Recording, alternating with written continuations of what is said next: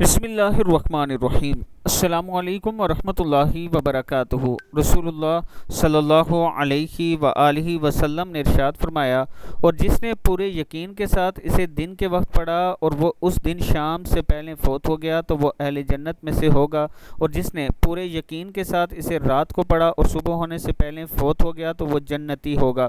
پڑھنا ہے اللہم انت ربی لا الہ الا انت خلقتنی وانا عبدک وانا علی عہدک ووعدک ما استطعت اعوذ بک من شر ما صنعت ابوء لک بنعمتک علی وابوء بذنبی فاغفر لی فانہ لا یغفر الذنوب الا انت۔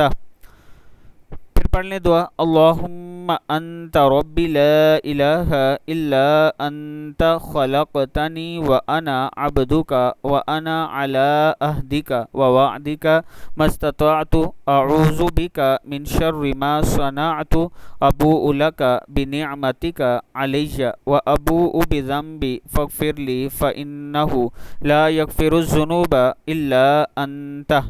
صدق اللہ العظیم۔